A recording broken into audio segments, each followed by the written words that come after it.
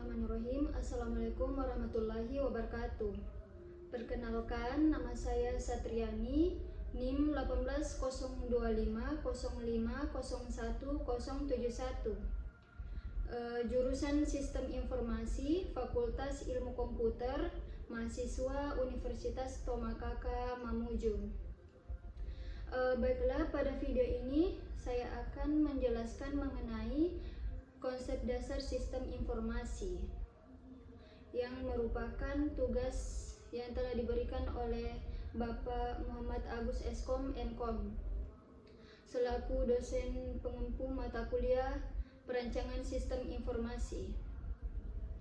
Baik, langsung saja. Yang pertama yaitu pengertian sistem. Sistem adalah jaringan kerja dari prosedur-prosedur yang saling berhubungan, berkumpul bersama-sama untuk melakukan suatu kegiatan atau menyelesaikan suatu sasaran tertentu. Selanjutnya yaitu pengertian informasi. Informasi adalah kumpulan data yang diolah menjadi bentuk yang lagi berguna dan berarti bagi si penerimanya. Tanpa suatu informasi, suatu sistem tidak akan berjalan dengan lancar dan akhirnya akan bisa mati. Selanjutnya yaitu pengertian sistem informasi.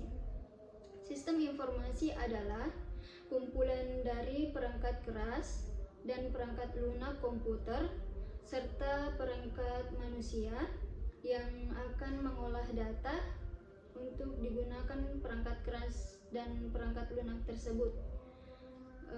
Selanjutnya yaitu elemen sistem. Elemen sistem ini terdiri dari beberapa poin. Yang pertama yaitu tujuan sistem. Tujuan sistem komputer dalam sebuah perusahaan ini digunakan untuk membantu tugas yang dilakukan oleh manusia. Kemudian yang kedua yaitu batasan sistem.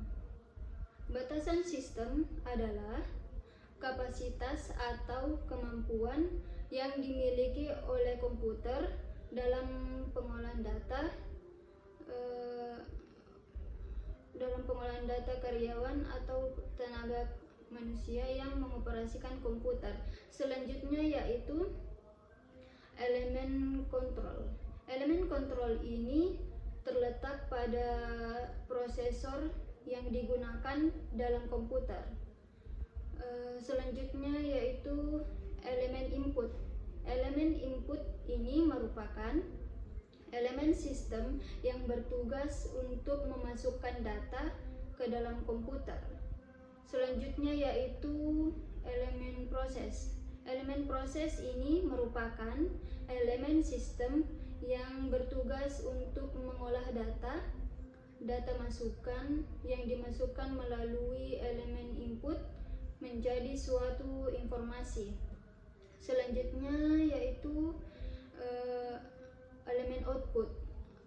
Elemen output ini adalah elemen yang bertugas untuk menampilkan hasil pengeluaran dari data yang telah diolah dalam bagian proses. Selanjutnya yaitu elemen umpan balik.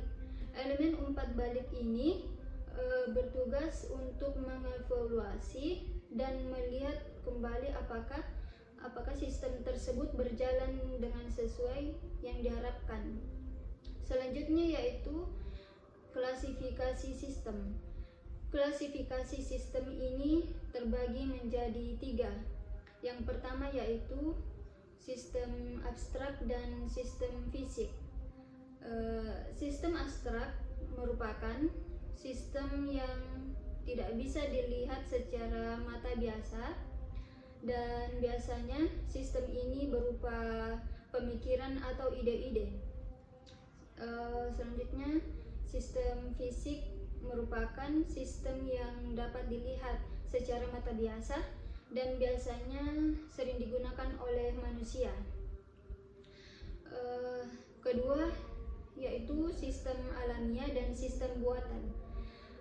Sistem alamiah adalah sistem yang terjadi karena pengaruh alam, sedangkan sistem buatan adalah sistem yang dirancang dibuat oleh manusia. Selanjutnya yaitu sistem tertutup dan sistem terbuka.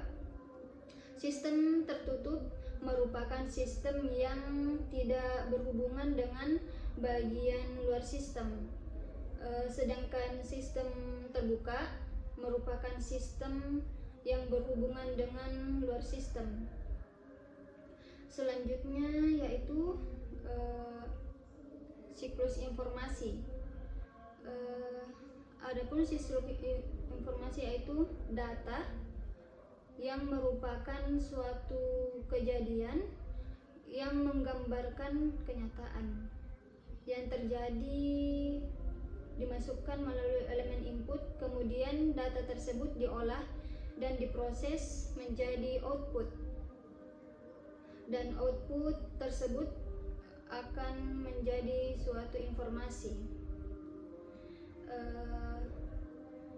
dan informasi tersebut akan diterima oleh penerima, kemudian penerima memberikan umpan balik yang merupakan mengevaluasi informasi, dan hasil dari umpan balik tersebut kemudian menjadi data,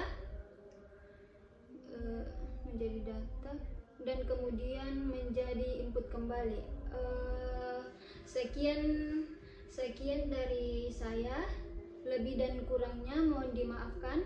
Assalamualaikum warahmatullahi wabarakatuh.